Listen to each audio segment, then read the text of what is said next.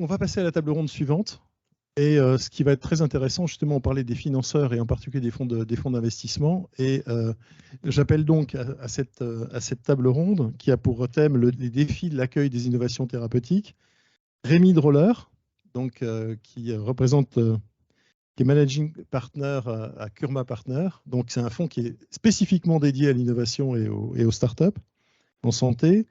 Laurence Undreiner, directrice de l'accès des affaires publiques et du market access chez Gensight, Catherine Reynaud, qui est présidente du comité maladie rare au LEM, Laurence Contarassus, qui est directeur général de GE Healthcare, Louis-Oscar Morel, qui est président de Human Healthcare et qui va s'engager dans la vallée de la mort. Et Jean-François Thébault, qui est vice-président de la Fédération française diabétique. Non, Louis-Oscar, on va essayer de faire en sorte que justement on trouve les solutions avant. Voilà. Mais c'est vrai que des projets comme les vôtres, il faut qu'on arrive à pouvoir les faire porter. Rémi, je vais tout de suite vous passer la parole pour nous fassiez un peu fassiez part de votre perception justement de la place de la France, de ce que disait Laurence tout à l'heure sur comment on va redevenir un leader mondial. Et d'abord, est-ce que vous y croyez ?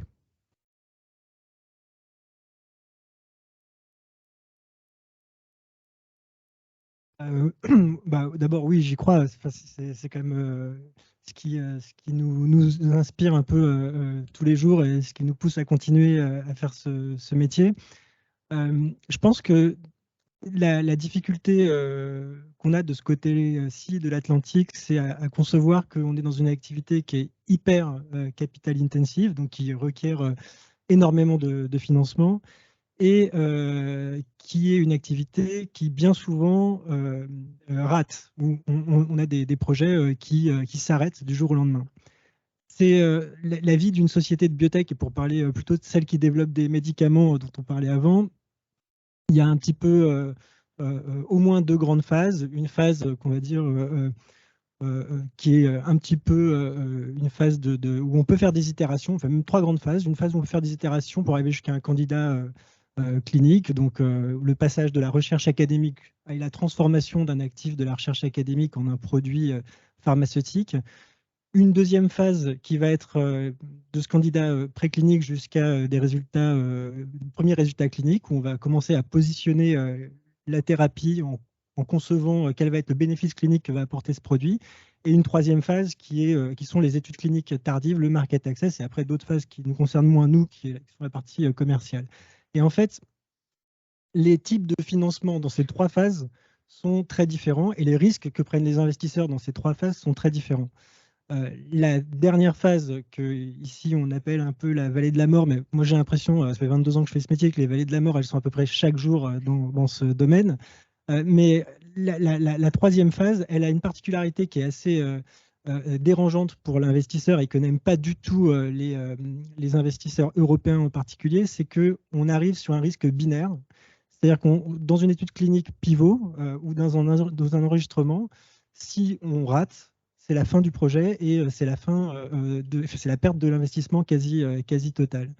Et ça, c'est quelque chose qui, de l'autre côté de l'Atlantique, parce qu'il y a une profondeur de projet, parce qu'il y a une profondeur de capitaux disponibles, on arrive à suffisamment diversifier ces portefeuilles et donc à accepter ce risque. Du côté européen, on a encore très peu de sociétés qui sont dans ces phases-là, des boîtes de biotech, et du coup, bien souvent, c'est assez compliqué de mettre en place une stratégie de financement.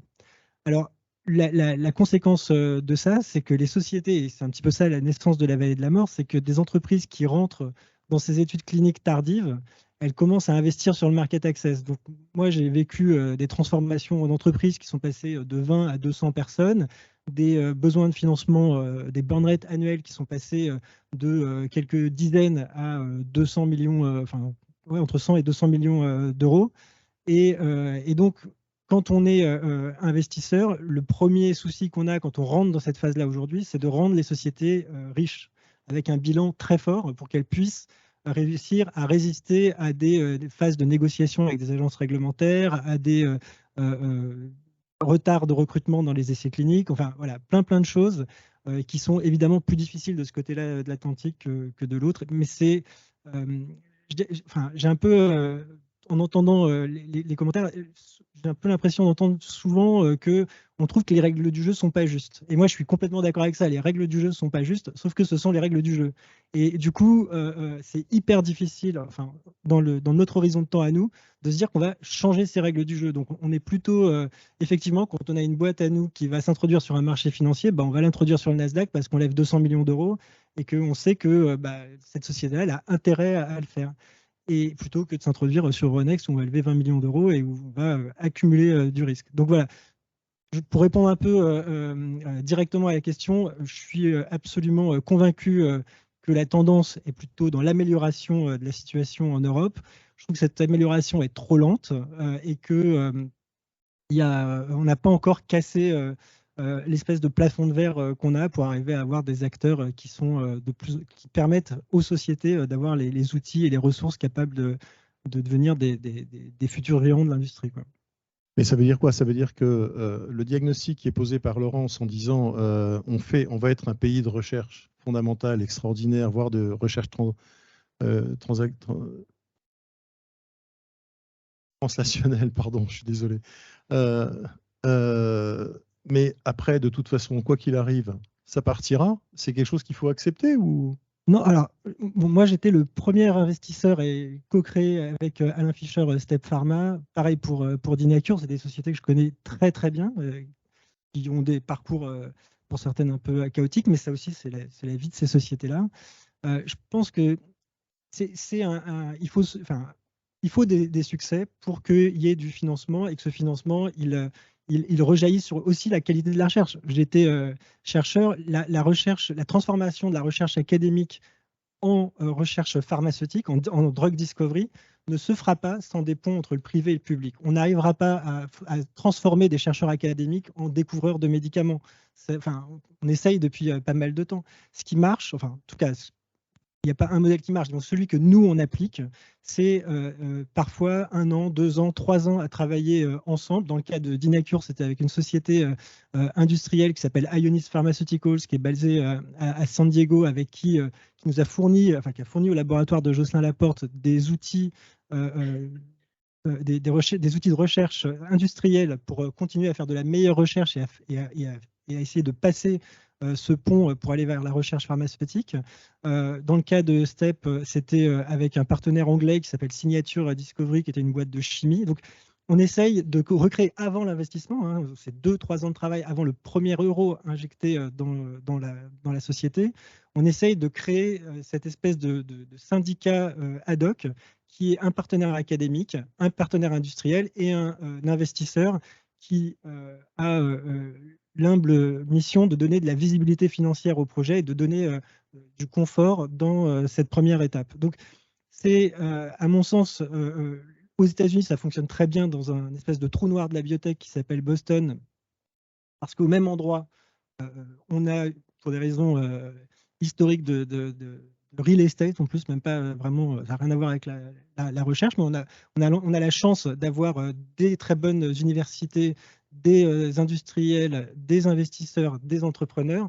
Je pense qu'on n'aura jamais ça en Europe dans un endroit. Donc, c'est notre mission d'arriver à faire ces passerelles. Parce que quand on a créé ImCheck avec Daniel Olive à Marseille, des sociétés qui pouvaient nous amener le savoir-faire industriel de développement d'anticorps monoclonaux, on a dû aller le chercher avec Boehringer Ingelheim en Allemagne. Donc, voilà, je pense que il faut prendre à la fois conscience, non pas de nos faiblesses, mais de nos différences pour arriver à en faire quelque chose, un système qui fonctionne. Alors Laurence, même si on n'a pas la directrice générale aujourd'hui... Elle est là. Ouais. On doit être assis, Laurence, dans la salle. Non, mais pas la directrice générale de l'AIS. Ah non. Bon. Non, on a celle de Gensight. Tu m'as fait peur là, parce que je me suis dit... Elle est dans son bureau. D'un seul coup, je me suis dit, là, j'ai manqué une marche. Je voudrais pas. Non, mais c'est vrai que j'ai des messages pour elle. Tu vois, c'est ça que je voulais dire. Je pense qu'il y a beaucoup de messages je ne sais pas encore, peut-être qu'elle va le percevoir quand même quelque part. En tout cas, on lui fera porter une fois que... Mais cet accélérateur ou cette fonction d'accélérateur dont parle Rémi, l'AIS dans les vœux en particulier de 007, puisque et c'était pas très loin d'ailleurs des propositions qui ont été faites, enfin je parle sous le contrôle de Muriel, je ne sais pas si Muriel est toujours là, mais je pense que les propositions de 007 à Grégory Emery étaient extrêmement congruentes avec les propositions de la FM Téléthon. Bon, on l'a pas. Et celle du TIS. Et maintenant, on cherche le relais. Je trouve que la question de Gérard était très bonne. C'est à qui s'adresser pour faire avancer nos décisions. Parce qu'on voit que ce n'est pas via le PLFSS qu'on va y arriver. Donc, quand même, faut un peu en parler, il faut l'évacuer, parce que ça fait 3 jours qu'on est dessus et qu'on a du mal à s'en remettre, parce qu'on n'a quand même aucune mesure incitative sur l'attractivité, sur l'innovation dans le PLFSS. Donc, on va trouver un autre relais. On avait pensé alors à l'Agence de l'innovation en santé au sein du groupe 007, dont je fais partie avec Antoine et Laurence tout à l'heure, et d'autres, bien sûr. On avait pensé à plusieurs propositions pour l'agence. L'agence de l'innovation, pour nous, pourrait compléter pour certaines, pour le profil que nous représentons, et c'était vraiment l'intérêt de la présentation de Laurence de Mougins sur la première table ronde, c'est que vraiment, je pense que nous n'avons pas du tout les mêmes spécificités et fragilités que ce qu'on appelle autrement les big pharma, puisqu'on n'a pas du tout la même assise justement en trésorerie. Nous ne sommes pas riches, mais j'ai bien aimé l'expression nous rendre riches. Et donc, face à cette fragilité, il y a une spécificité qui devrait être un des premiers filtres de l'Agence de l'innovation en santé. Et pour ces solutions thérapeutiques, que ce soit du dispositif médical, que ce soit du médicament, on peut imaginer que l'agence soit douée d'une compétence qui évalue justement les externalités économiques positives qu'apporte la drogue, au sens anglais du terme, et que cette évaluation, aussi bien pour la collectivité, pour le patient, pour la collectivité populationnelle de la maladie, mais aussi pour la société, soit vraiment prise en compte à côté et en complément des évaluations qui sont faites par la HAS, évidemment, puisque la technologie de santé et son évaluation restent primordiales. Celle du modèle médico-économique apporte son lot d'intérêt et d'éclairage, mais le profil de ces sociétés doit aussi être évalué, pris en compte et objectivé quelque part pour pouvoir après être pris en compte dans cette discussion pour nous amener à l'autofinancement, parce que nous n'avons en général au départ qu'une seule source de revenus.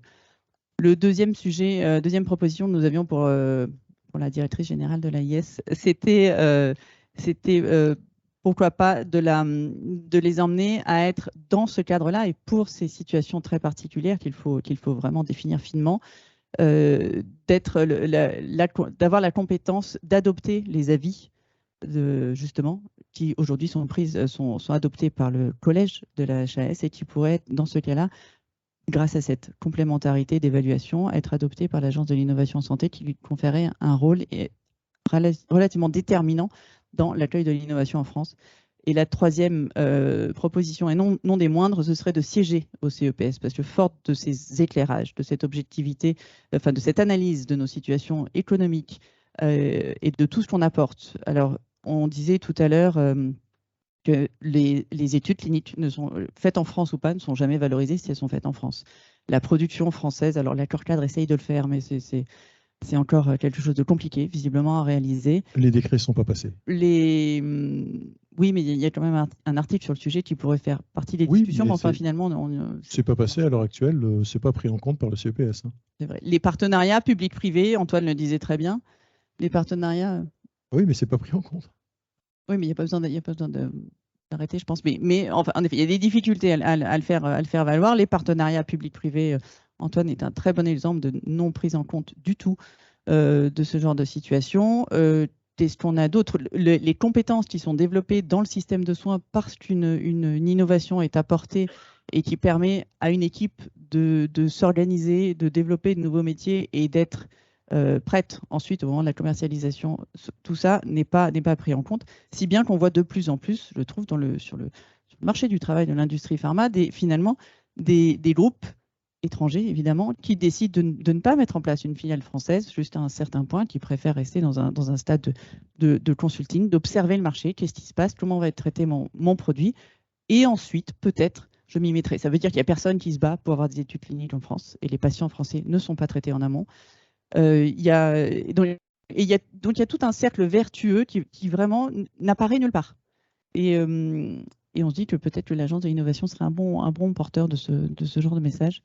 Et je suis assez d'accord avec le fait qu'il faut y aller année après année, plutôt que d'attendre une crise pour se réveiller et se dire on n'a plus d'innovation en France et il faudra trouver une solution qui ne marchera pas.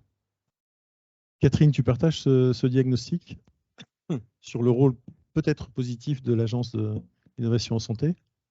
On l'espère qu'il y aura un rôle positif, évidemment, parce que on a vu, et donc avec le LEM, on a travaillé sur un horizon scanning pour recenser un petit peu tout ce qui se faisait au niveau des maladies rares. Donc on voit, et vous avez dû le partager déjà, beaucoup d'innovations arrivent, mais on n'a pas le sentiment que c'est anticipé, on n'a pas cet environnement favorable, que ce soit, et les enjeux ont bien été décrits, que ce soit au niveau de la recherche, de l'organisation, avec même le diagnostic au départ, et l'accès.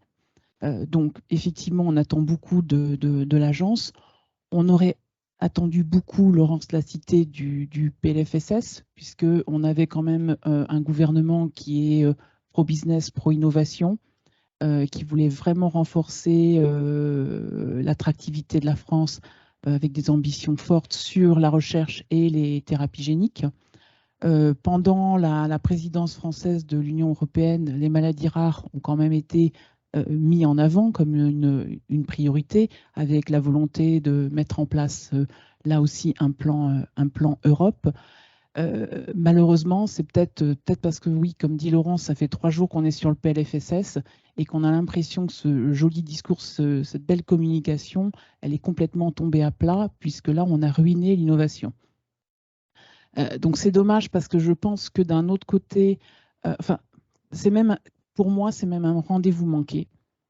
Parce que la France est quand même regardée au niveau de l'Europe par des grosses entreprises aussi qui veulent investir, en se disant, bon, actuellement en Europe, la situation quand même, elle est compliquée, mais la France tirait son épingle du jeu en ayant ce discours pro-business et en ayant mis en place en ayant annoncé les mesures du CSIS, avec une vraie volonté sur l'accès précoce, l'accès direct.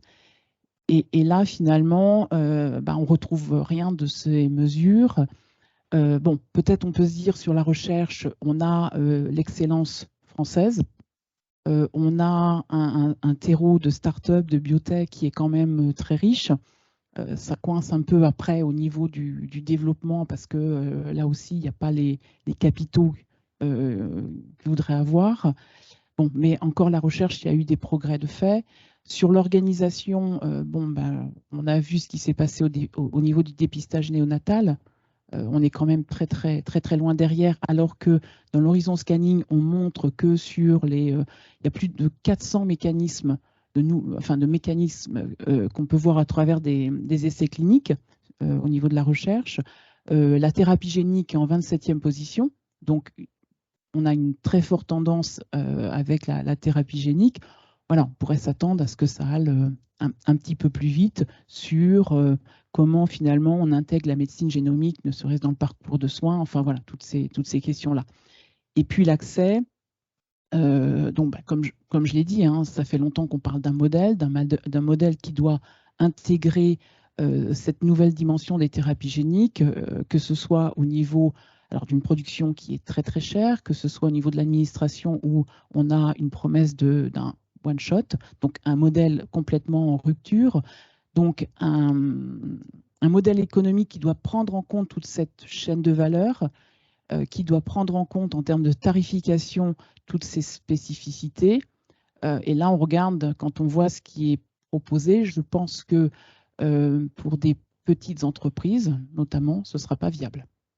Quand on va proposer un prix de départ qui sera, si on regarde l'étude d'impact du PLFSS, entre 25 et 30% du prix négocié, je pense que ce ne sera pas viable pour l'entreprise. Donc voilà, pour moi, c'est un rendez-vous manqué, donc on attend beaucoup de l'agence. Il reste quand même des points positifs. Peut-être dans l'environnement favorable qu'on veut créer, peut-être que tout ça, on doit le retrouver et on doit le pousser pour le retrouver dans le PNMR 4. La France a quand même été à l'origine de ces plans maladies rares, donc on espère que tous ces enjeux vont s'y retrouver. Idem au niveau de l'Europe. Et l'échelon européen est un échelon important où, si on a un plan Europe, on en a besoin, que ce soit au niveau des données de santé, que ce soit au niveau de la recherche. Maintenant, il y a quelques points de vigilance, et je pense notamment au règlement Orphan, avec la révision. C'est aussi un règlement qui a été mis en place en 1999, et on a bien vu, a permis à des startups, à beaucoup de startups de biotech de se développer, et a permis le développement de nouvelles molécules. Donc voilà, du positif, mais beaucoup de points de vigilance. Oui, parce que quand l'Europe fait, par exemple, le règlement DM, on pourra en parler avec Laurence, l'application en France du règlement DM, ce n'est pas une réussite en termes d'accès. Hein. C'est le moins qu'on puisse dire, c'est vraiment extrêmement compliqué.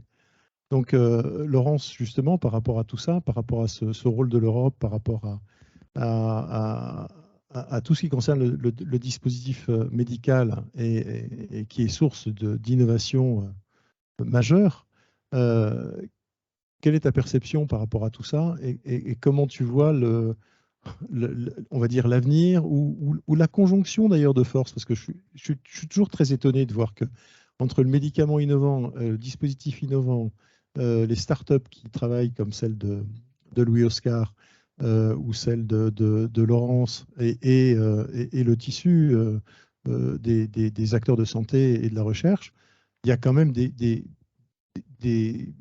congruences de vues qui sont les mêmes et on a l'impression que c'est quand même entre le médicament et le dispositif médical, ça reste deux mondes qui se fréquentent assez peu en fin de compte. Alors déjà, je m'excuse parce que moi, je dois m'en aller à 18h40. Mais ce n'est pas très grave parce que j'ai de l'autre côté de ma table quelqu'un qui peut tout à fait parler du dispositif médical, qui a non seulement cardiologue, comme tout le monde le sait, mais on a aussi travaillé sur des dossiers de diabète où on était très proche de la maladie rare, ou en tout cas du produit rare. Mais on verra s'il a le temps. Alors, moi, l'image qui me vient pour répondre à tout ce que tu viens de dire là, je vais imager quelque chose que Gérard a dit tout à l'heure. Je ne sais pas s'il y en a qui aiment la pâtisserie, entre ceux qui font de la pâtisserie et ceux qui aiment, qui sont gourmands, tels que toi. On ne fait pas une pièce montée avec un millefeuille. Et je pense que c'est exactement ce qu'on fait. Qu'est-ce que je veux dire par là? On l'a dit tout à l'heure, on rajoute des couches, le MDR étant encore une nouvelle couche. Et on rajoute des couches alors qu'en fait, il y a énormément de choses nouvelles. Si on parle du dispositif médical, ce sera intéressant de demander à la salle c'est quoi le dispositif médical. C'est juste impossible, chacun aurait sa définition. Si je vais très vite, ça va du pansement. Et même André, est-il un expert du dispositif médical? Ouais, il va aimer. Mais parce que le dispositif médical, ce n'est pas simplement le produit remboursé. Oui, là, on a un expert du produit remboursé. Le dispositif médical, ça va du pansement à l'IRM. C'est pour ça que je suis complètement folle. Après plus de 30 ans dans le monde de l'implantable, j'ai décidé d'aller dans l'équipement et c'est très intéressant. Mais surtout, c'est tout ce qu'on a discuté tout à l'heure. C'est la data, c'est l'interconnectivité, c'est comment on travaille ensemble, c'est comment, pour répondre à ta question, au lieu d'essayer de faire que le dispositif médical, on lui applique toutes les règles du médicament parce que ça, c'est pas possible, ça ne fonctionne pas. Le dispositif médical, c'est des petites sociétés, c'est des grosses sociétés, c'est des produits sur lesquels on se battait avec Henri sur des remboursements alors qu'on en vendait 60 en France, alors qu'il y en a d'autres qui vont être dans des millions. Donc ça n'a juste rien à voir. Donc la problématique du dispositif médical et de l'innovation, c'est qu'il faut connaître de quoi on parle. Et je pense que moi, j'aime bien dire que dans la société, j'ai quasiment fait que 3 grosses sociétés, je suis un chef d'orchestre. Tout à l'heure, on disait qu'il fallait un pilote dans l'avion. Je pense qu'il faut plus un chef d'orchestre. Parce que le pilote, il connaît ses process, il sait où il va. Le chef d'orchestre, il doit faire avec des tas de personnes où il ne connaît pas tout à fait tout. Et je pense que l'innovation, et l'innovation, qu'elle soit dans le dispositif médical ou dans le médicament, c'est ça dont il s'agit. C'est on travaille comme on travaillait il y a 50 ans. Je ne vais pas revenir sur le fait que la sécurité sociale a été basée sur une base qui n'est plus valable maintenant, avec des nouveaux outils qu'on connaît peu. Tout à l'heure, moi, j'ai failli tomber de ma chaise, comme le pauvre monsieur, quand j'ai entendu dire que peut-être, en effet, les médecins pourraient travailler un petit peu sur le numérique, sur les nouvelles technologies, si ça leur faisait un peu plaisir d'avoir 2 cursus en parallèle. qui n'a pas dans sa famille des gens qui font des études de médecine, on a déjà l'impression de les prendre pour des esclaves. Enfin, donc, je pense qu'il faut revoir la façon dont on travaille, parce que le risque, et on ne l'a pas suffisamment dit, juste un petit peu, on l'a évoqué, bientôt, des patients, et on est tous potentiellement patients, nous n'aurons pas accès aux innovations dans ce pays. C'est déjà fait. Alors, avec le MDR, puisque si on revient dessus, c'est déjà le cas. La plupart des sociétés dans le dispositif médical, qu'elles soient de grosse taille ou de petite taille, ont mis une croix sur certaines lignes de produits, alors que leur efficacité est prouvée. Simplement, avec ce qu'on leur demande, ce n'est juste pas possible. Ce n'est pas possible en temps, ce n'est pas possible en argent, ce n'est pas possible en ressources, parce que de toute façon, il n'y a pas assez de personnes pour faire les dossiers. Mais ça, c'est une petite, j'allais dire, c'est un élément très difficile, et je suis vice-présidente du SNITEM, on se bat beaucoup sur le MDR, mais ce n'est pas uniquement cette partie-là. Après, il y a évidemment la partie du financement. Je fais aussi partie d'organisations qui font, j'allais dire, je ne sais pas si on appelle ça du sponsoring, du financement pour les startups. Mais quel parcours du combattant! Moi, je vous avoue, j'ai lâché le morceau. C'est juste pas possible. C'est extrêmement trop compliqué.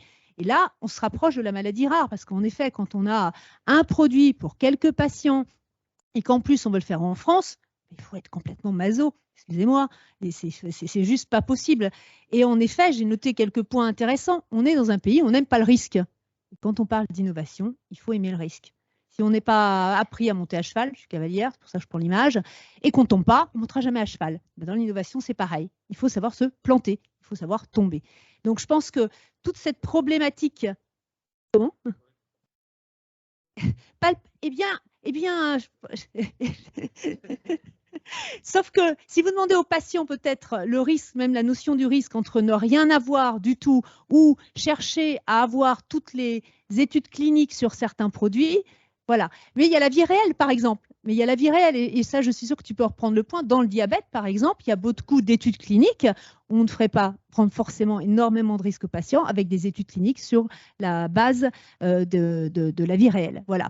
Et peut-être mon dernier point, c'est comment on intègre tous les nouveaux outils qui sont à nos dispositions. Notre disposition. On a parlé beaucoup de choses là dans la journée, et j'étais contente d'arriver, même si j'étais un peu en retard dès le début de l'autre. Moi, ce qui m'a le plus choqué dans cette période Covid, alors c'est pas comme tu l'as dit, en effet, et c'était mon cas, que 8 administrations m'appellent pour avoir la même information sur 8 tableaux différents, bien sûr.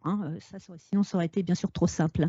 C'est que par exemple, quand on parlait des études cliniques, on a fait quoi pendant la période Covid? On a tout arrêté. Tout arrêté. On a privilégié tous les patients Covid, mais on a complètement oublié ceux qui étaient en train de mourir, en fait.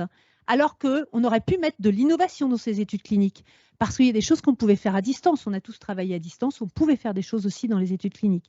Donc, c'est comment, quelque part, si je reprends mon image du millefeuille, eh bien, on y met un peu de soja, on y met un peu de lait de coco, on y met un peu de choses un peu plus rares, et puis qu'on arrête peut-être de travailler de la façon dont on travaillait il y a 50 ans. Parce que je pense que sinon, en effet, notre pays fait que bientôt, il y aura des innovations, et ça a été très bien dit tout à l'heure, qu'on ne mettra plus en place dans ce pays, peu importe la taille de la société. Voilà. Et je finirai sur, j'ai beaucoup aimé l'image de l'accélérateur mondial, parce que pour reprendre un point de Gérard, moi je suis une grande convaincue qu'il faut travailler ensemble. Beaucoup de gens dans la salle le savent. J'ai mis en place le premier article 51 avec un grand nombre d'acteurs. J'ai mis l'un des premiers partenariats public-privé, et je me suis fait maltraiter par une grande partie de la presse en France pour cette raison. Mais je pense que c'est comme ça qu'il faut faire. C'est en travaillant ensemble. Donc je ne sais pas comment on fait comprendre ça à quelqu'un, et je ne sais pas si c'est un pilote, si c'est un chef d'orchestre, et c'est en travaillant ensemble qu'on arrivera à amener l'innovation dans notre pays, et peut-être à faire investir certainement sur des business un peu différents, parce qu'en effet, j'allais dire, le fait notre gestion du risque est quand même très différente des Américains. Voilà. Et tu prendras le relais sur le reste. Alors, on a un troisième domaine à balayer après le médicament ou la solution thérapeutique complexe, le dispositif médical, c'est le diagnostic. Et là, c'est le domaine de Louis-Oscar Morel. Alors, Louis-Oscar, il a une particularité. Il fait partie des personnes synapses entre deux mondes, le monde de Polytechnique et le monde de la médecine. C'est quand même des cursus qui sont des cursus... mais c'est pour ça, quand on l'avait rencontré à Dijon lors de d'IA for Care, qui était les 2 jours qui étaient consacrés à l'intelligence artificielle du cluster de Santé Neuve, donc, dont le président est Marc.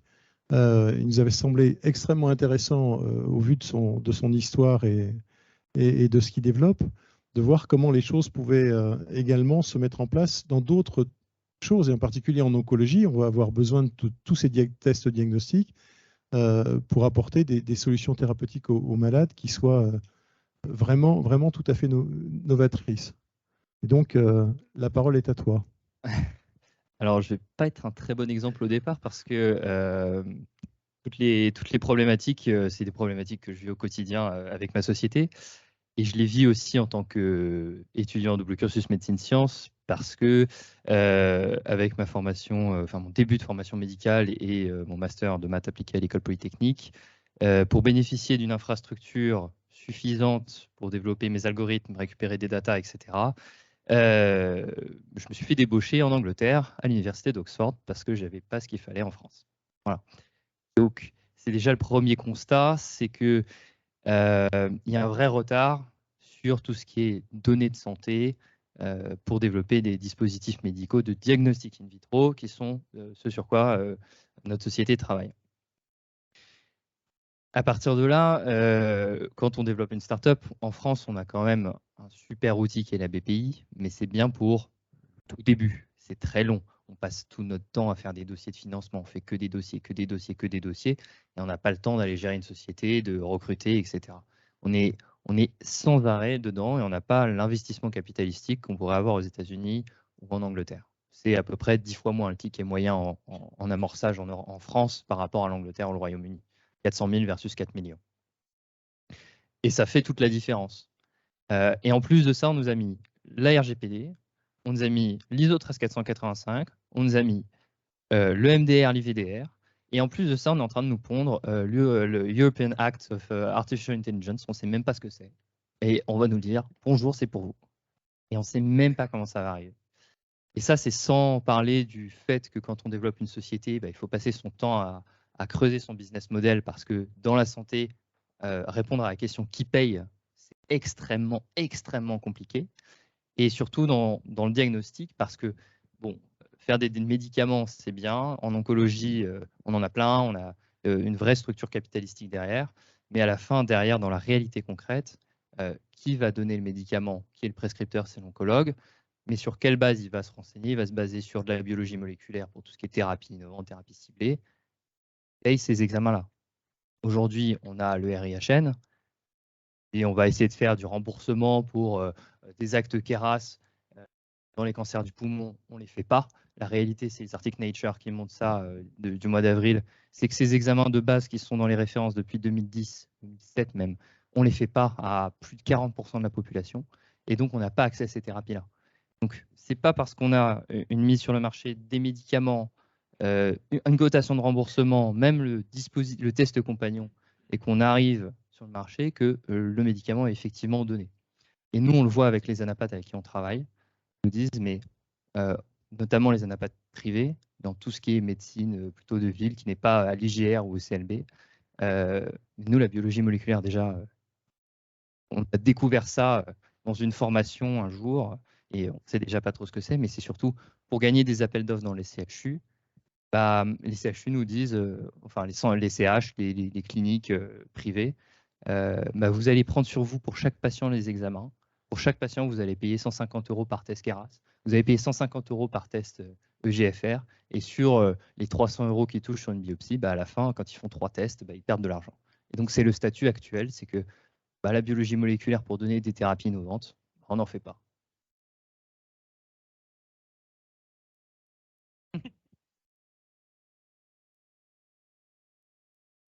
Je laisse un blanc parce que...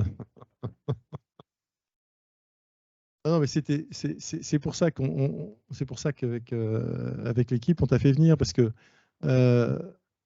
on est quelquefois centré sur des prises en charge de médecine de précision, on fait des grands fantasmes, des grandes choses. Et au bout du compte, quand on voit l'applicabilité de la chose pour arriver à faire en sorte que le patient soit effectivement traité par le traitement dont on a entendu parler, et Dieu sait si on entend parler dans les émissions grand public sur Télématin ou d'autres chaînes qui fonctionnent très bien, voire sur les réseaux sociaux, Ça soulève des espoirs extraordinaires, mais quand on voit l'applicabilité, en fin de compte, la vallée de la mort, c'est une vallée de la mort réglementaire.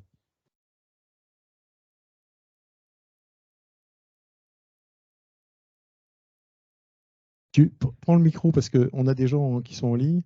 C'est l'accès réglementaire pour le medical device en tant que tel qui est déjà extrêmement compliqué, mais une fois qu'on a ce dispositif médical-là, on n'est pas remboursé, on ne sait pas à qui le vendre. Enfin, on peut être remboursé, enfin, on peut être certifié CE auprès de la NSM, mais on peut ne pas toucher la population d'intérêt. Deux choses différentes, c'est deux vallées de la mort différentes, mais elles sont énormes. Alors Jean-François, puisque visiblement vous avez une complicité avec Laurence, en particulier sur le diabète, on en partage une aussi, hein, donc, mais moi je ne suis pas encore prêt à rentrer dans les associations de malades. Oui, j'ai tort, je sais, mais j'ai souvent tort. Pour toi, c'est quoi le problème de l'innovation en santé à l'heure actuelle? Alors, merci beaucoup de m'avoir invité. Depuis le début, je me demande ce que je fais là, parce que le diabète, ce n'est pas franchement une maladie rare, quoique thérapie génique, dans le diabète de type 1, on les attend tous.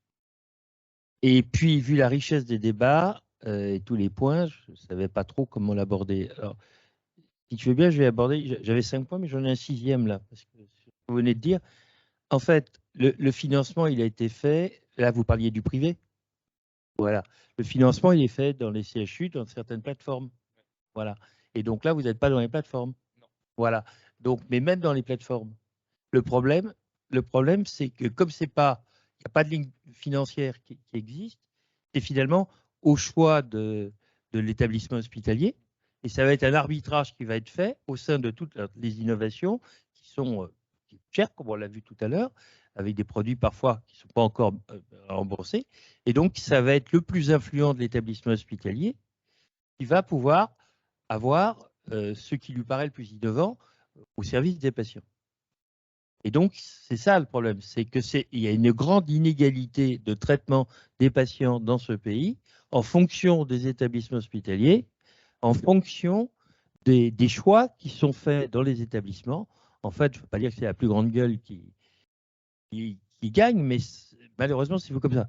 C'est pour ça que quand on a certaines pathologies, il vaut mieux choisir certains établissements. Bon, par exemple, pour un cancer, je préfère les CLCC parce qu'ils sont tous orientés sur le cancer. Titre personnel, ça n'engage que moi. Hein. Alors que si je vais dans un grand CHU, peut-être que sa priorité sera le cardiovasculaire, les maladies rares ou je ne sais pas. Voilà.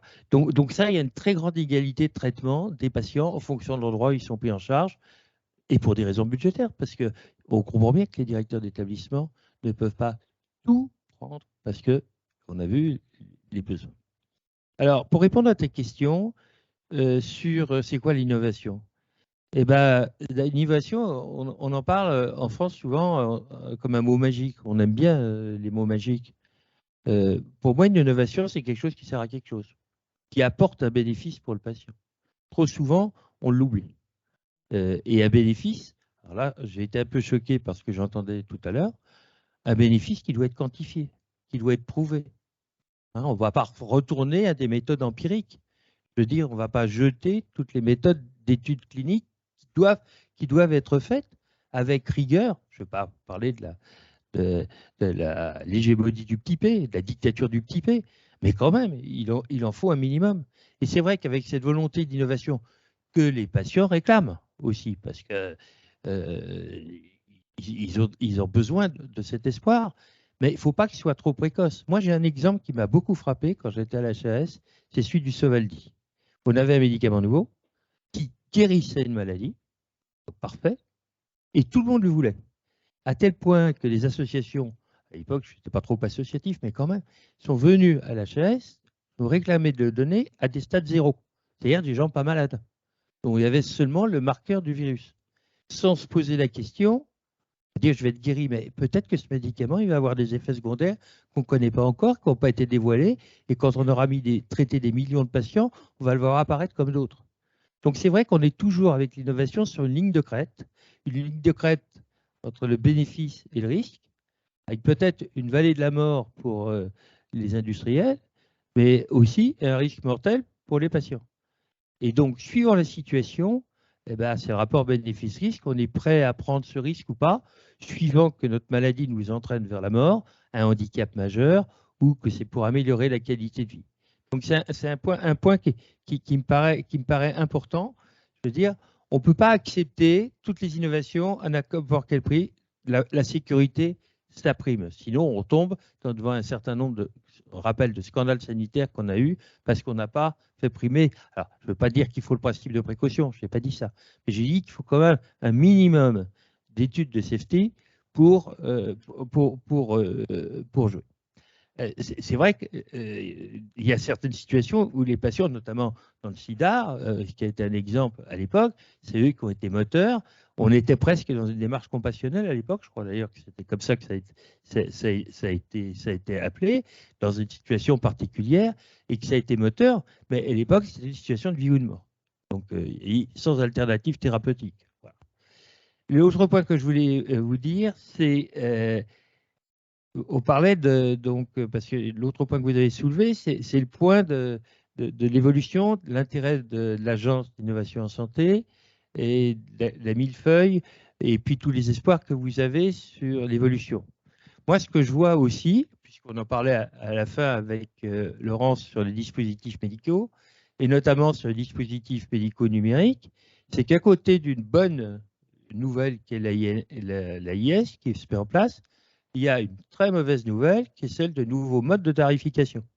Et dans notamment tout ce qui est les thérapies numériques, que ce soit les dispositifs médicaux numériques ou que ce soit la télésurveillance, on voit qu'on quitte une organisation basée sur la négociation conventionnelle, aussi bien avec les professionnels qu'avec les industriels au niveau du CEPS, parce qu'il y a quand même une négociation au niveau du CEPS, vers un passage dans les décrets qui sont en cours de signature en Conseil d'État, pareil, vers une décision autoritaire par des listes de produits hors LPP, hein. Ce n'est pas la LPP, donc ça va être un nouveau mode de tarification, aussi bien pour les actes médicaux et professionnels que pour les dispositifs, où c'est l'administration, alors tout ce que vous disiez tout à l'heure, tout ce que tu disais, avec le risque de tout ce que tu disais tout à l'heure, qui va déterminer qui est dans la liste, avec la liste A, la liste B, avec des tarifs différents, les mêmes pour tout le monde,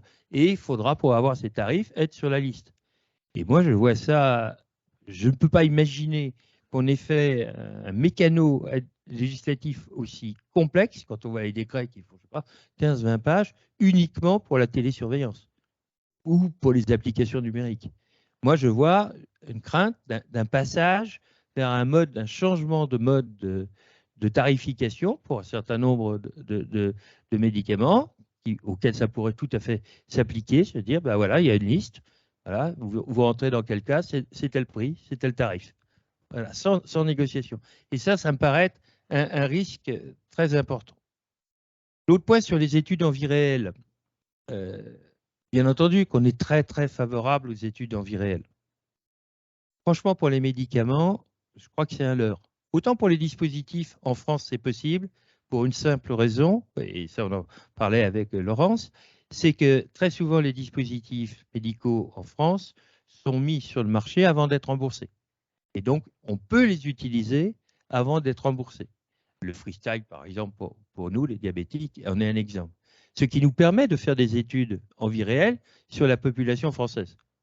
Mais pour tous les autres, tous les médicaments, les études, il n'y a pas de participation des patients aux études. Ou alors, si, il y a des patients, parce qu'il faut bien des malades et des cas malades.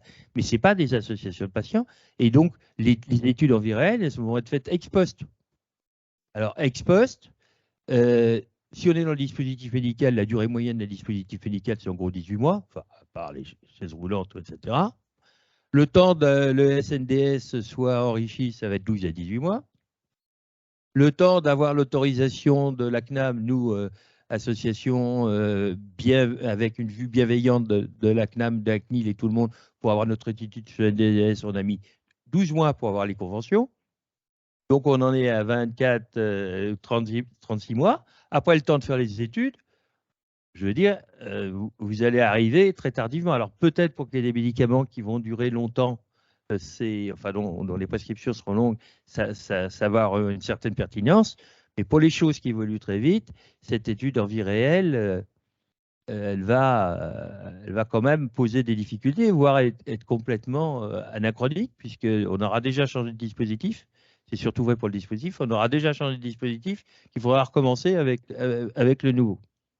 Enfin, un dernier point, si je peux me permettre, sur la réflexion de la valorisation des produits qui sont pour les maladies rares. Alors là, je n'ai pas l'expertise de ça, mais c'est vrai que pour l'avoir vu à l'HAS, très franchement, on est dans une autre raisonnement au niveau de la tarification. J'ai vu dépasser les produits à la CESP, à la Commission d'évaluation économique et de santé publique. Les ordres de prix du produit lui-même n'étaient pas du tout dans le même rapport que les médicaments pour des grandes masses. Ils étaient déjà beaucoup plus élevés. Mais là, il semble que ce que vous demandez, je crois, les industriels, ou du moins un certain nombre de demandes, qui soit la rémunération à la performance, soit quelque chose qui soit particulièrement adapté, puisque le médicament que vous allez apporter va apporter un gain qui va pouvoir être quantifié, et la rémunération pourra être donc ex post, être adaptée en fonction des résultats. Ça me paraît être une bonne solution, surtout quand on donne des médicaments qui vont peut-être durer Alors, il y a deux catégories. Il y a ceux qui sont substitutifs et qui vont durer toute la vie. Il faudra donner toute la vie le médicament. Donc, on peut imaginer la réévaluation progressive du prix. Et puis, il y a ceux qu'on donne qu'une fois. Là, c'est vrai qu'il y a un modèle à voir. Ceci dit, je me souviens, moi, quand j'ai posé des pacemakers, il y a très longtemps, hein, au début, pacemaker, ça devait durer, c'est dommage que Laurent soit plus là, un pacemaker, c'était une durée de vie théorique de 14-15 mois. Et ben, quand on posait le pacemaker, il y avait comme des coupons. C'est-à-dire que si on devait le changer au bout de 3 mois, l'industriel, il remboursait. Si on devait le changer au bout de 6 mois, l'industriel, il remboursait une cote à l'assurance maladie. Donc ça existait déjà, vous voyez. Bon, je ne sais pas si c'est très éthique de faire ça avec des médicaments sur des maladies rares, mais je veux dire, ça a existé, il y a des modèles qui pourraient être déterminés. Voilà, mais la chose que je voudrais, vraiment sur laquelle je voudrais insister, c'est on parle des innovations, on parle des startups, on parle de tout ça, on parle de la vallée de la mort, mais ne jamais oublier que c'est quand même le patient qui, lui, est dans une vraie vallée de la mort, parce que c'est sa vie, sa qualité de vie, et donc c'est une considération qui est souvent pas suffisamment prise en compte dans les réflexions, et notamment les études sur la qualité de vie, sur des études qui sont à notre sens extrêmement importantes, on en fait beaucoup pour les diabétiques, et qui devraient être beaucoup mieux valorisées dans le prix du produit, du dispositif, du médicament ou du service qu'on apporte. Voilà, quelques réflexions sur ce que j'ai entendu avec modestie. Merci. Laurence, après ce tour de table. Oui. Ton opinion en tant que 007. Je suis très partante sur les études de qualité de vie qui sont quasiment systématiquement associées au protocole de développement clinique, mais qui sont aussi balayées d'un revers de main lors des évaluations parce qu'elles n'arrivent pas en critère principal et qu'elles sont exploratoires et malheureusement sont, elles non plus, pas forcément valorisées. Mais on continue à les faire. Quand les patients veulent bien les renseigner, parce que c'est vrai qu'elles sont potentiellement lourdes. C'est plus lourd que de la biologie ou du. Moi, mon constat, c'est qu'on a beaucoup de convergence. C'est vraiment, c'est peut-être cette scission dont tu parles régulièrement entre le politique et l'administration qui aujourd'hui nous fait défaut. Et si on arrêtait de se regarder avec défiance, on avancerait mieux et plus vite. Et absolument, pour les patients, pour conclure sur ce que disait monsieur, c'est vraiment la vallée de la mort d'une biotech, c'est emmène avec elle le patient. Donc quand on n'est pas là pour sauver juste nos entreprises, parce que c'est vraiment l'accès d'un médicament, c'est pour le patient, sinon on n'en ferait rien. Donc cette convergence est assez incroyable, mais il faut pouvoir la faire remonter et entendre. On va essayer de faire remonter et entendre tout ça à qui de droit, de toute façon, quoi qu'il arrive. Alors, on a encore un peu de temps pour prendre des questions. Il nous reste une dizaine de minutes. Est-ce que quelqu'un veut poser une question? Christophe. Excusez-moi, j'ai oublié de dire quelque chose. Une immense admiration pour la FM Téléthon quand je vois tout ce qu'ils ont réussi à faire, les risques qu'ils prennent en rentrant dans les processus industriels et leur capacité. On aimerait bien avoir les mêmes impacts dans d'autres associations, mais bravo à la FM Téléthon. Écoute, merci, c'est pas pour ça que je prenais la parole, mais merci beaucoup quand même. Les défis, effectivement, restent tellement importants, tellement nombreux, et derrière, il y a tellement de malades qui attendent que, effectivement, ça nécessite vraiment qu'on se mobilise très fortement. Moi, je n'ai pas entendu des différentes interventions, soit la première table ronde, soit la seconde table ronde, que soit posée une question qui pourtant est centrale, qui est comment est-ce qu'on rémunère de l'innovation? Ça veut dire quoi, rémunérer l'innovation? Parce qu'on voit bien qu'on est, et particulièrement dans le domaine des maladies rares, avec un certain nombre de produits où, au moment où le produit arrive au patient, on a encore des niveaux d'incertitude qui sont des niveaux d'incertitude qui vont à très très élevés à élevés. Qu'on a construit sur ces 25 dernières années, puisque ça n'a pas toujours été le cas en France, on a construit le système de rémunération sur la rémunération sur la base de la valeur d'un produit. Or là, à un moment donné, on est dans une impasse. D'essayer de faire fonctionner un système où on fixe une rémunération sur la base d'une valeur, alors même qu'on a des incertitudes qui sont des incertitudes très élevées. Si on ne cherche pas à résoudre, à inventer un modèle différent de rémunération, et je réutilise encore le terme de rémunération et pas de prix, parce qu'on veut tout résoudre avec le prix aujourd'hui, mais de rémunération qui permettent que lorsqu'il y a des niveaux d'incertitude très forts, on puisse permettre l'accès aux patients d'un produit dans des conditions où l'entreprise ne va pas mourir, mais dans des conditions aussi où, comme on a une incertitude sur la valeur, on ne peut pas simplement être dans l'organisation d'un rapport de force et d'une discussion de souk de Marrakech avec le CEPS. Voilà. Donc, je pose vraiment cette question parce que si ce n'est pas mis dans les réflexions, si à un moment donné, on ne dit pas que le rapport de force, façon, c'est pas comme ça qu'on s'en sortira, qu'il faut inventer quelque chose de nouveau, et j'insiste bien, pour les situations où on est à un moment donné sur un niveau d'incertitude qui est très élevé. Si je peux me permettre de préciser ta pensée, quand tu parles de l'incertitude, c'est l'incertitude sur l'efficience, sur la valeur du produit, pas l'incertitude sur l'efficacité.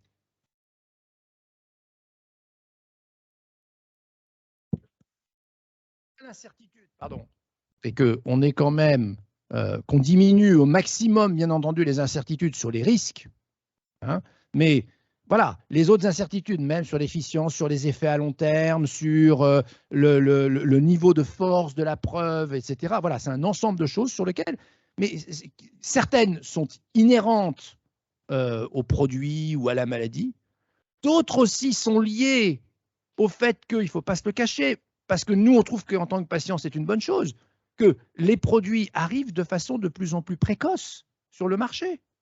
Et c'est plutôt une bonne chose qu'on a pendant longtemps mis en exemple la FDA qui, soi-disant, faisait beaucoup mieux que tout le monde et que l'EMA était vraiment très frileuse sur l'innovation.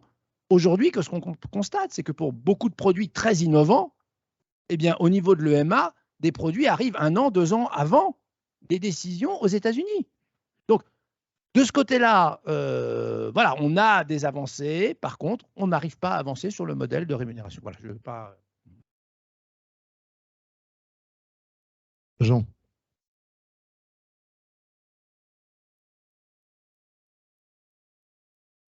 J'ai eu l'opportunité de travailler sur justement ces modèles sur 3 thérapies géniques quand je travaillais chez Novartis. Et on a eu l'occasion de proposer un certain nombre de modèles innovants où le risque est partagé, où il y a différentes solutions qui ont été proposées, plutôt bien comprises et acceptées, mais impossibles à mettre en œuvre techniquement dans les structures tant administratives au niveau national qu'au niveau des hôpitaux. Pour plein de raisons. le code des marchés publics dans les hôpitaux ne nous permet pas d'avoir un paiement à la performance étalé dans le temps sur 5 ans pour une thérapie génique, par exemple. Le paiement à la performance que vous décriviez pour les pacemakers est inapplicable aujourd'hui dans le carcan administratif du code de la commande publique et des achats. C'est juste, on bute sur des détails techniques et le dernier PLFSS n'encourage pas à ce qui va se mettre en place parce que c'est une catastrophe incroyable qui est en train de se produire pour l'accès à l'innovation. On risque de ne pas pouvoir soutenir des acteurs innovants avec des produits qui voudraient proposer un modèle de ce type si on n'est pas un groupe suffisamment solide pour pouvoir accepter une perte momentanée avant d'avoir potentiellement un gain sur une promesse thérapeutique basée sur des preuves. Et c'est une promesse thérapeutique. On n'est pas certain qu'il y ait une seule injection dans la vie du patient. C'est pas sûr. C'est une promesse. La preuve nous dit que oui, il y a des résultats, mais c'est une promesse. Et donc, il faut être capable de soutenir financièrement cette promesse-là. Quelle petite société est capable de le faire s'il a un seul produit? Aucune. Un groupe international mondial, oui, il peut se le permettre. Il peut investir. Roche, Novartis, et plein d'autres. Et ça va être compliqué quand même.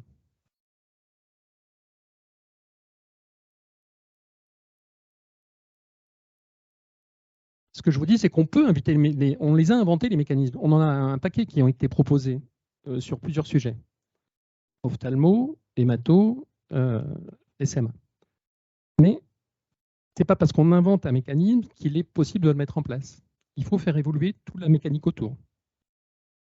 Et juste peut-être dans la problématique que pose Christophe, il y a une dimension qui n'est pas évoquée. Pour moi, c'est la rémunération du risque en amont qui a été pris au moment du financement et qui est encore dans le cadre de petites biotech très différent d'une big pharma.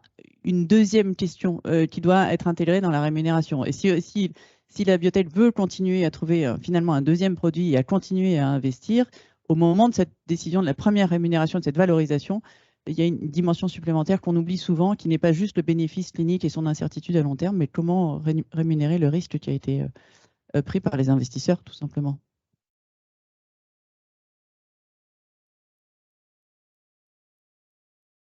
Le tout, c'est pas de prendre un risque, c'est de prendre un risque pour quelque chose qui vaut la peine. On ne va pas rémunérer un risque pour quelque chose qui ne marche pas.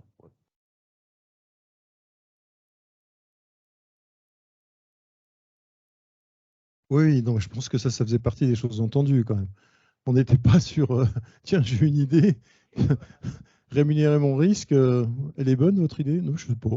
Je me suis levé comme ça et j'ai pensé que non, on est quand même à un niveau de preuve déjà qui est quand même quelque chose d'affirmé et sur lequel on peut commencer à bâtir. Si je me rappelle un certain nombre de dossiers concernant en particulier la thérapie génique, il y avait des bases qui étaient non seulement solides, mais des bases qui montraient également que dans le temps, les résultats se maintenaient. Donc et pour une proportion de malades qui était énorme. Donc on avait on va dire des présomptions d'efficacité sur le long cours et des populations plus larges qui étaient quand même tout à fait essentielles et très rassurantes même pour la CESP si mes souvenirs sont bons. Peut-être juste, puisqu'on est sur un panel maladie rare, il y a quand même aussi beaucoup de pathologies rares où il y a assez peu de patients, où on conduit souvent, où nos biotech conduisent souvent la première étude clinique de phase 2 jamais conduite dans cette pathologie, où on a très peu d'idées de ce que vont être les véritables endpoints cliniques qui vont nous dire si le produit est efficace, pas efficace, et où effectivement, à la fin d'une étude pivot, on peut se retrouver avec une étude clinique faible, donc une p-value qui n'est pas forcément formidable, et des endpoints cliniques dont on n'est pas encore bien sûr que ce soit ceux qui vont se révéler être les vrais bénéfices du produit dans la vie du patient. Ça arrive il y a 7500 maladies rares, je pense que toutes celles où il y a moins de 2000 patients, on se retrouve à peu près dans cette situation. Est-ce qu'on se dit que pour ces patients-là, ce qu'on veut, c'est vraiment uniquement les médicaments qui vont changer leur vie et on interdit les évolutions incrémentales de la prise en charge de ces patients, ou est-ce que on accepte en tant que société l'idée que pour cette catégorie de malades, eh ben, il va falloir effectivement accepter que la société prenne en charge ce risque d'efficacité quand bien même il est impossible à démontrer dans une étude clinique comme on pourrait le faire dans des pathologies beaucoup plus larges. Moi, je n'ai pas de réponse à ça. Ce que je constate aujourd'hui, c'est que les barrières réglementaires deviennent de plus en plus dures. Clairement, on n'enregistre plus aucun médicament dans les maladies rares sur un comparateur avec des études d'histoire naturelle. La FDA demande 6 d'avoir un bras placebo, ce qui parfois paraît un petit peu oui, enfin en tout cas un peu compliqué sur des études de 50 patients ou 40 patients. Voilà, on peut se demander ce que ça veut dire en termes de valeur statistique. Et du coup, ça plus la pression sur les prix des maladies rares où effectivement on a prise de conscience que il y a une espèce de retour de bâton un peu émotionnel sur des prix de thérapie, quand bien même on accepte de rembourser des prix pour des pathologies plus larges avec des bénéfices cliniques modestes chez les personnes très âgées. Voilà, enfin, bon, sans polémiquer sur le sujet, je pense qu'il y a à la fois un choix de société à faire, et puis le risque, c'est qu'il y ait un désengagement de l'industrie. On a vécu depuis l'Orphan Act en 82 une montée en puissance avec un petit peu un âge d'or ces 5 dernières années sur les pathologies rares. Alors peut-être que ce n'est pas ressenti comme un âge d'or pour tout le monde, hein, mais en tout cas, on a vu des financements massifs arriver dans des sociétés qui sont devenues des très grands champions de l'industrie. Je pense à Alexion, évidemment Genzyme, enfin des produits qui ont été mis sur le marché par Biogen, par Novartis, qui sont des produits maladies rares qui ont été des blockbusters. On peut soit trouver que c'est un excès du système, soit trouver ça enthousiasmant et comme un incitatif à faire de la recherche et à développer des produits. La bascule qui est en train de se produire, enfin, du point de vue de l'investisseur, et j'ai passé ma journée avec une grosse pharma suisse, c'est qu'on est plutôt en train de retomber sur une espèce de perte de motivation dans le secteur parce que les estimations de retour financier, parce que c'est quand même un peu ça la règle du jeu dans notre industrie, sont moins intéressants, en tout cas paraissent plus aléatoires que ce que c'était il y a quelques temps. Et les barrières réglementaires sont un peu compliquées. C'est quand même, d'un point de vue de l'investisseur et d'un point de vue de quelqu'un qui aime relativement fortement l'innovation et qui est engagé, c'est quand même très dommage parce qu'en fait, ces maladies rares, elles n'ont pas juste un impact sur les maladies rares, elles ont un impact sur toute l'innovation médicale, la thérapie génique, les thérapies ARN. Enfin, le produit, les statines, est peut-être le produit le plus prescrit dans le monde, qui a été quand même découvert sur la base d'un prix Nobel en 87 sur une maladie rare, l'hypercholestérolémie familiale. Enfin, il y a plein de raisons pour la société à encourager la recherche et le développement de produits dans les maladies rares. Voilà, c'est juste, je veux dire, c'est pas quelque chose de simple, mais c'est quelque chose qui engage la société au-delà d'un rationnel un rationnel parfois purement financier ou d'équilibre recette-coût. Je ne voulais pas terminer sur une note négative. Je ne la considérais pas comme ça, mais comme un point d'amélioration pour le futur. D'accord ? Parce que autrement, c'est quand même... Bon. En tout cas, vraiment merci de ce partage. Rémi, je suis tout à fait d'accord avec vous. Je pense qu'on partage tous les craintes que vous avez montrées. Mais je pense qu'il y a quand même des entrepreneurs ici, et en particulier chez 007, qui sont là pour se battre, qui savent se battre et qui ont la niaque pour le faire.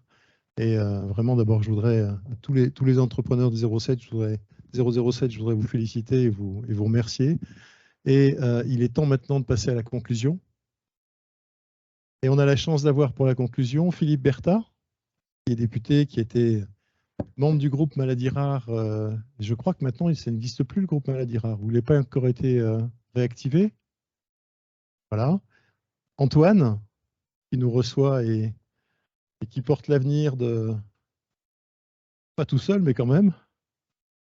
Et Antoine.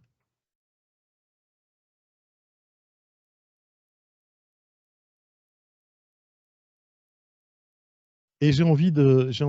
Alors, vous avez 2 micros, je vais vous laisser le mien. Bouge pas. Alors, il manque le directeur de l'AIS, ouais.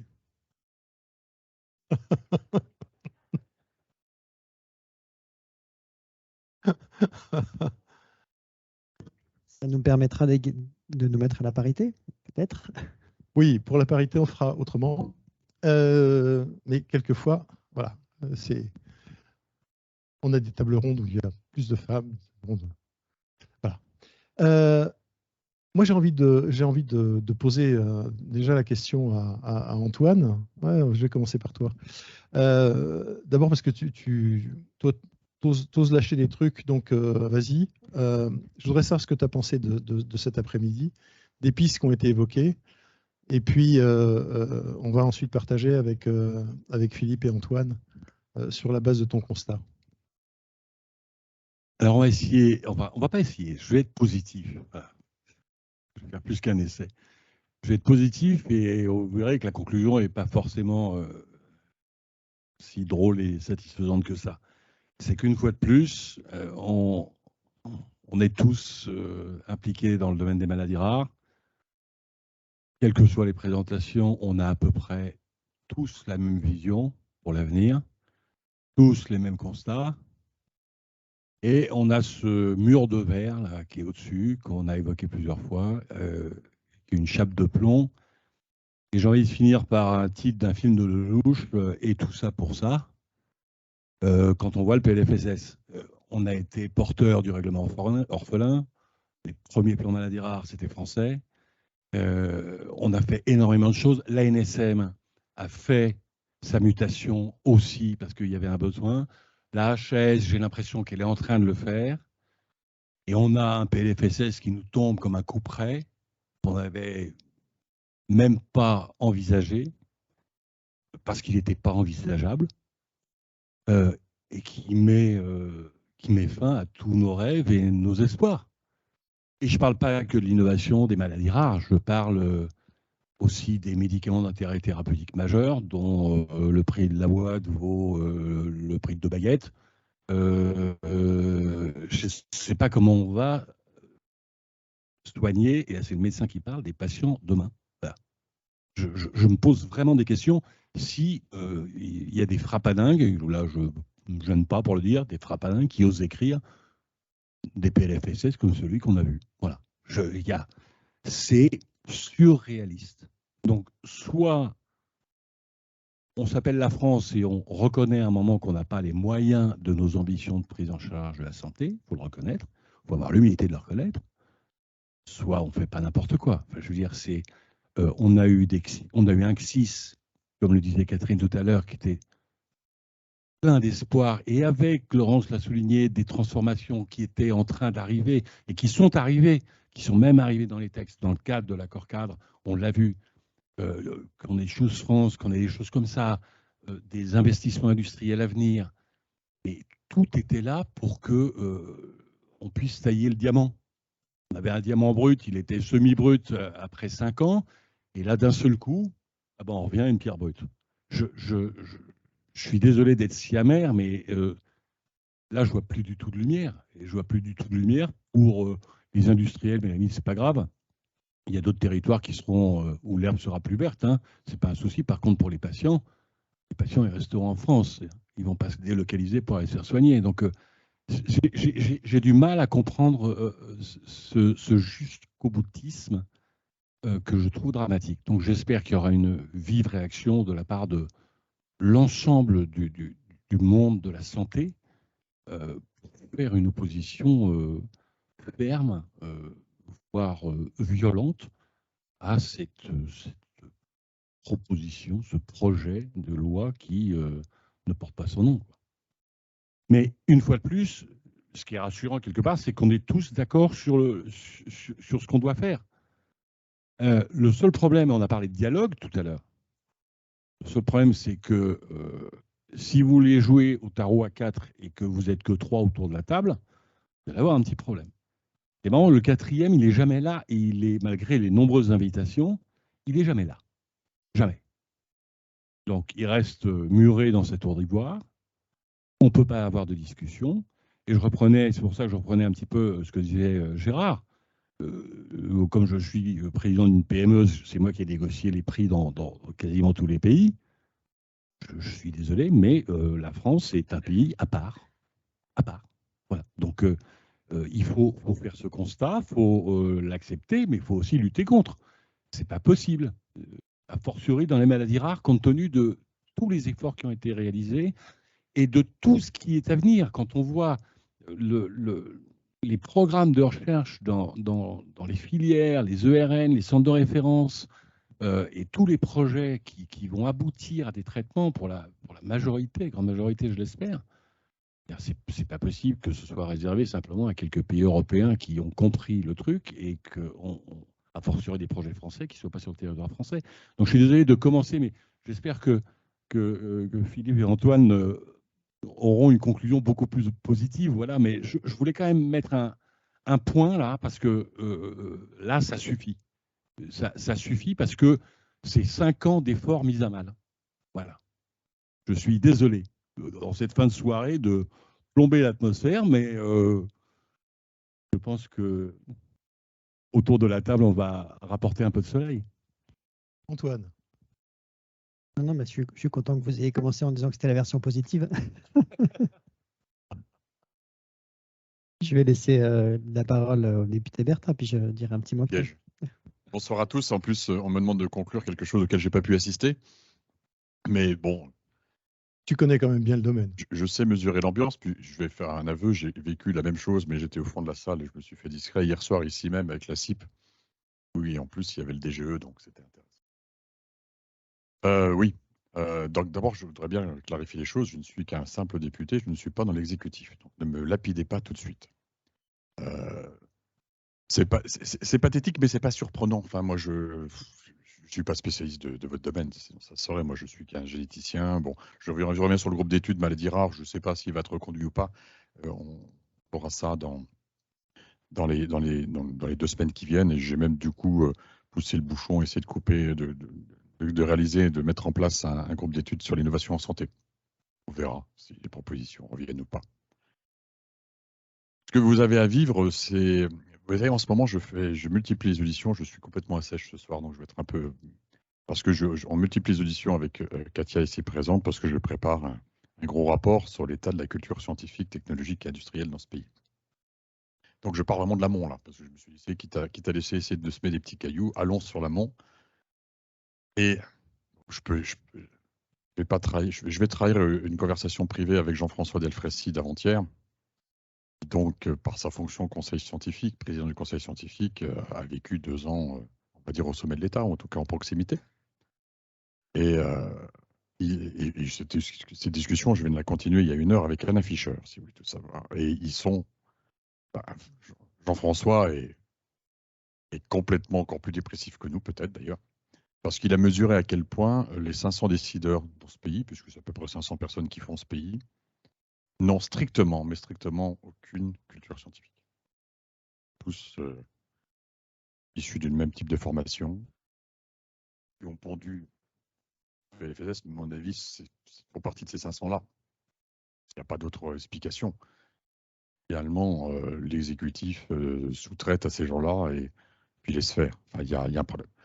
Néanmoins, bon, j'avais fait une proposition, et peut-être que Catherine s'en souvient, suite à d'ailleurs une réunion organisée par Pfizer, on était plusieurs à dire tiens, il y a quand même une vraie priorité, c'est qu'il faudrait à un moment donné, moi je dis n'importe quoi, j'ai le droit, je suis libre, on va peut-être sortir le médicament du ministère de la Santé, quoi. J'allais dire a fortiori de l'actuel, parce que le précédent, on avait commencé un petit peu à gagner sur Véran, c'était simple. Mais là, actuellement, on a bien un ministère de la Santé qui a 2 objets, c'est les déserts médicaux et la réorganisation hospitalière. Donc, encore plus que jamais, dans cette visée-là, j'ai l'impression que l'économie va être faite toujours pareil sur les 17% du budget du médicament. C'est à peu près ça que je comprends quand je vous écoute. Donc, il faut virer le médicament du ministère de la Santé. Enfin, pour moi, ça fait partie, c'est comme la culture scientifique que j'essaie de vendre interministérielle en disant il faut que les industriels soient là pour nous aider, il faut l'agriculture, il faut la culture, il faut l'éducation, il faut l'enseignement, il faut tout le monde. Et bien pour les médicaments, il faut à minima, bien sûr qu'il faut la santé, mais il faut aussi la recherche, et puis il faut l'industrie. Donc il faut que ce médicament soit vu déjà avec un seul objet, le patient, et puis un objet bien sûr secondaire, en tant qu'ancien scientifique, comme un produit ultime de de la réalisation du scientifique, de sa recherche. C'est important d'avoir quelque chose qui passe la barrière et qui va sur une réalisation. Et puis, bien sûr, il faut que les industriels soient là. Alors, comme hier, bien sûr, la question de l'AIS est revenue. Ça, c'est encore un truc très français, quoi. Donner un scoop, je viens de me percevoir que depuis 5 ans, il y a un Conseil national de la culture scientifique en France, mais ça fait 5 ans qu'il n'y a pas de président. Parce qu'il y a un problème d'argutie juridique à la noix, à la française, qui fait qu'il n'y a pas de pilote pour piloter la culture scientifique en France depuis début 2018. Donc, de l'indifférence générale. Bon. Eh bien, là, c'est pareil. Bon, l'AIS, c'est long. Hein. C'était quoi? C'était le 21, le 26 juin 2021, l'annonce officielle. Bon, apparemment, ça va se faire. Il y en a qui sont plus informés que d'autres. Donc, on a tous, bien sûr, rêvé du profil du futur ou de la future directrice de l'AIS. On voyait quelqu'un comme vous, quelqu'un qui a connu la valo, le transfert, qui a connu la problématique de la levée de fonds, de la première, et puis qui a connu la problématique de la première traversée du désert, c'est-à-dire la deuxième levée de fonds. Et bon, qui est au fait de toutes ces difficultés, puis qui un jour a voulu pousser son produit par un essai clinique, puis ensuite se retrouver confronté à tout ce que votre quotidien, la NSM, la CT, le CEPS, enfin tout ce truc à la française. Bon, j'espère que ça sera le cas. Pas sûr que ce soit le cas. En tout cas, ce qu'on attend maintenant de l'AIS, c'est qu'il s'empare de cette question sérieusement, quoi. On ne peut plus continuer comme ça. Et j'ai repris un peu espoir hier soir en écoutant la DGE, parce que quand il nous a tracé la feuille de route pour l'AIS, enfin, je ne sais pas si d'autres ont perçu ça, je me suis dit, tiens, il y a encore de l'ambition dans l'AIS, avec une vraie volonté d'être un peu disruptif et de changer la donne. Donc moi, je reste sur cet espoir-là. Après, sur le timing, j'ai du mal aussi à imaginer que le PLFSS, quand même, en reste là. Bon, je sais qu'il y a déjà eu des réunions en Matignon hier, je sais que ça bouge dans tous les sens. Je dis de continuer à bouger, de rien lâcher, mais ça, je vous fais confiance. Ça va pas le faire, c'est pas possible. Enfin, c'est vraiment tellement antagoniste de tout l'espoir suscité par l'Oxys qui avait été, enfin, pour vous acteurs, dans ce que j'ai entendu, le meilleur Oxys depuis toujours. Ça y est, on est compris. Un discours présidentiel qui donne le sourire à tout le monde. Alors, il donnait habituellement déjà le sourire, mais là, beaucoup plus que d'habitude. Et se retrouver face à ça, je pense qu'on ne va pas pouvoir en rester là. Enfin, ça n'a pas de sens. On a une problématique, c'est les deux priorités du président de la République. Moi, j'ai compris que c'était l'éducation et la santé. J'ai mal écouté. Déjà, il va falloir le rappeler, ça. Et puis, dans la santé, la problématique que l'on a, c'est aussi la réindustrialisation, c'est aussi le développement des entreprises et refaire du pilier de la santé l'un des 3 peut-être même piliers essentiels de notre économie. Donc, on ne peut pas rester sur ce PLFSS, il me semble. Bon, nous, je suis un député lambda, donc j'ai mes petits amendements, essayant de faire avancer les choses, mais bon, je crois qu'il faut garder espoir. Enfin, ou alors je comprends vraiment plus rien du tout, ce qui est possible aussi. C'est vrai que si ça ne change pas, moi je m'exile en Bourgogne. Hein. Antoine. Merci. D'abord, je suis très heureux que toutes ces discussions aient donné lieu à autant d'échanges que j'ai trouvés, pour ceux auxquels j'ai assisté, extrêmement riches. Et effectivement, avec un élément assez clair qui est qu'il y a quand même beaucoup d'éléments de vision qui sont alignés. Et ça, c'est très important. Ça permet justement, quand il faut aller échanger, convaincre, etc., d'avoir une voie commune. Et je pense que c'est dans la situation actuelle assez essentiel. Peut-être quelques commentaires sur les enjeux de fond que je partage pleinement. Et là aussi, on a évoqué tout à l'heure quelques aspects sur la crise Covid, sur les enjeux de culture scientifique. La crise a montré un certain nombre de points qu'on voyait poindre, mais on les a peut-être plus révélés, sur lesquels c'est essentiel de progresser, notamment la question de la compréhension et de la capacité à concevoir un certain nombre de concepts scientifiques de façon générale. C'est notre responsabilité, au-delà des enjeux d'éducation, d'arriver à expliquer et à montrer comment cette culture scientifique elle se crée, comment elle est utile et pourquoi elle est importante. Et je trouve que on a assisté à un phénomène qui est tout à fait classique, qui est le débat scientifique et la construction de la vérité scientifique, qui se passe habituellement dans des chambres un peu fermées, comme ici ou d'autres endroits, et qui là s'est projeté avec une urgence épidémique mondiale sur des plateaux télé et avec des débats qui n'ont pas toujours été bien posés, qui a créé une défiance assez importante. On en a vu quelques ressorts qui sont liés à des sujets scientifiques, mais pas que, notamment tout ce qui a trait au complotisme, etc. Et sur lequel on a un gros enjeu, c'est d'inverser cette tendance-là, pour expliquer pourquoi ça s'est passé comme ça, pourquoi il y a eu des débats, des invectives, et pourquoi au final ça fait progresser la compréhension des choses, de poser des réalités scientifiques, etc. Et d'expliquer que ça va continuer à se faire, que c'est comme ça que la science a eu un impact positif dans la santé et qu'elle va continuer à amener. Donc, et ça, c'est notre responsabilité, vraiment à tous, de montrer ça à la population et d'expliquer justement comment est-ce que dans l'innovation pour le numérique, dans la découverte de médicaments pour les maladies rares, etc., cette vérité scientifique, elle émerge et pourquoi les enjeux scientifiques qui sont en périphérie sont essentiels. Deuxième point, et une transition habile sur les enjeux d'accompagnement autour de l'innovation. Et effectivement, le Premier ministre qui était venu inaugurer Paris Santé Campus avait annoncé, après l'annonce c'était le 29 juin 2021 du président dans le cadre du CSIS, la position géographique de l'AIS qui était localisée à Paris Santé Campus. Et donc moi aussi, je l'attends avec impatience. Je pense que l'accouchement n'était pas tout à fait autocycle, mais on voit la tête, si je puis dire, sans mauvais jeu de mots là aussi.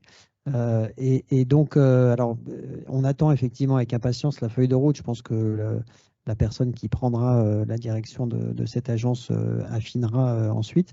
Mais on voit déjà à travers les débats que vous avez aujourd'hui quelques éléments poindre et je vous fais confiance pour les pousser dès que justement cette structure émerge.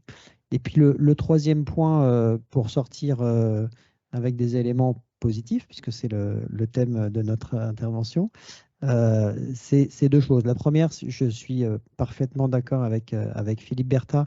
Il y a un processus démocratique pour travailler les textes. Et donc, il y a une mise de départ. Et puis, il y a tout un certain nombre d'exercices, à la fois en commission et en séance, pour faire évoluer ces textes. Donc, voilà, les choses sont posées, les représentations sont connues, chacun va avancer ses pions. Et donc, l'objectif, c'est d'arriver à quelque chose qui soit peut-être le plus adapté ou le plus parfait possible par rapport à la situation. Et donc, voyons ensuite comment est-ce qu'on atterrit à partir du texte qui a été proposé, sans commenter la mise de départ. Là-dessus, je vois plusieurs éléments intéressants. Le premier, c'est que on a quand même, dans le cadre de ce qui a été posé effectivement en 2021 dans l'OCSIS, une vision stratégique qui est posée et que je crois est assez partagée. En tout cas, c'est ce qui a été dit à travers l'engouement, l'espoir en tout cas qui a été donné. Et donc, je pense que c'est une base importante dans les discussions qu'il va y avoir autour du texte actuel et des suivants pour dire voilà ce qui nous est proposé, comment est-ce qu'on s'en approche, quels sont les outils pour y aller. Et puis le deuxième point qui est important, c'est que on réfléchit évidemment sur des sujets nationaux, mais dans un cadre international. On a un certain nombre de pays autour de nous, dans l'Union européenne ou en dehors de l'Union européenne, qui vont aussi poser un certain nombre de modèles, proposer des innovations qui vont être des éléments qu'on va regarder en miroir pour se dire qu'est-ce qu'on fait nous, qu'est-ce qu'ils font eux et comment est-ce qu'on peut ajuster. Donc, il ne faut pas négliger cet élément-là. Et avec un prisme tout à fait particulier, on sort de la présidence française de l'Union européenne, qui est que là aussi, les quelques mois de Covid ont entraîné une volonté tout à fait inédite de beaucoup plus coordonner les stratégies à l'échelle européenne dans la santé, que ce soit sur la réindustrialisation, on l'a mentionné tout à l'heure, que ce soit sur les enjeux du numérique, en tout cas pour ceux que nous on porte, que ce soit sur d'autres aspects, et avec des succès qui sont tout à fait visibles. Là aussi, sur la question des vaccins Covid, il n'y a jamais eu de coordination aussi aboutie et aussi efficace à l'échelle des 27 États membres, en si peu de temps, absolument. Et donc, voilà, ça me donne quand même quelques éléments d'espoir pour me dire que, à partir du moment où on a des sujets qui sont bien identifiés, où il y a une vision qui est alignée entre un certain nombre d'acteurs et qu'on peut avoir en plus un support international pour les pousser, probablement certaines des propositions qui ont émergé dans les échanges aujourd'hui pourront voir le jour, je l'espère, assez rapidement. Antoine, merci. Antoine, merci. Philippe, merci beaucoup pour cette conclusion. Je crois que ça résume assez bien on va dire la dualité de la timie des personnes qui sont dans cette salle. On est très porté sur le positif et sur l'espoir chez 007. On va se battre. On va faire part du fait qu'il y a un certain nombre de choses qui ne sont pas dans la ligne de ce que le CSIS avait tracé et sur lequel on pouvait bâtir une politique de l'innovation.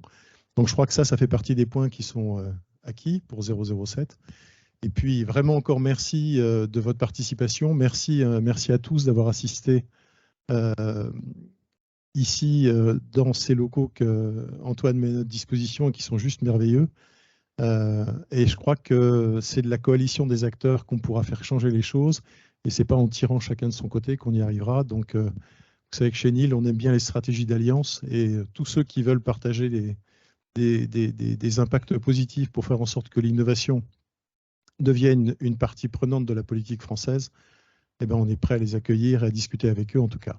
Merci encore, très bonne soirée et on a un cocktail juste à côté pour finir cette journée.